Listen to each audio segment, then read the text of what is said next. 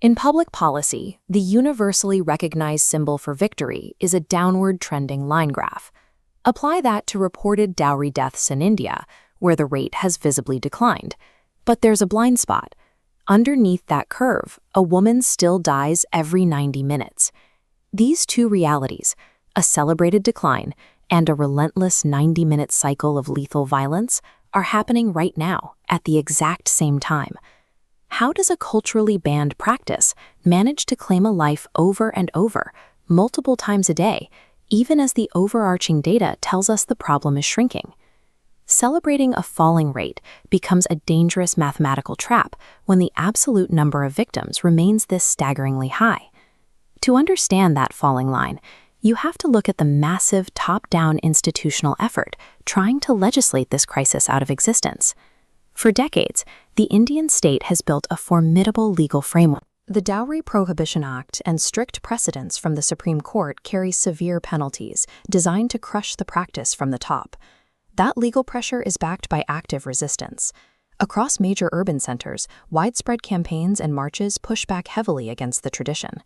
Combine that with rapid urbanization and shifting generational attitudes, and the explicit demand for a dowry has begun to erode in certain demographics.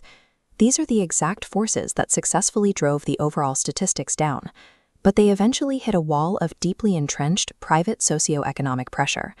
Top-down decrees and high-profile court rulings can alter public data, but they cannot instantly overwrite centuries of private economic tradition.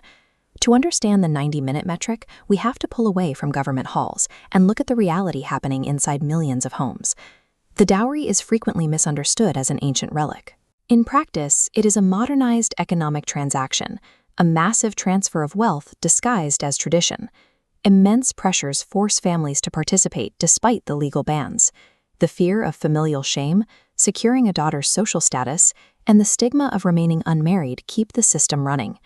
And the transaction rarely stops at the wedding altar.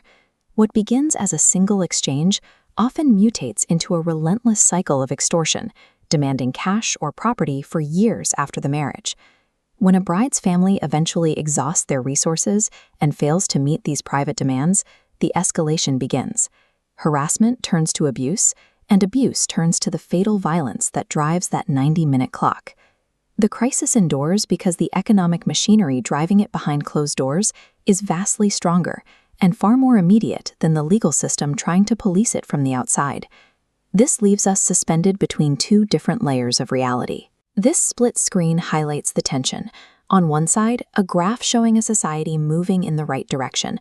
On the other, a deadly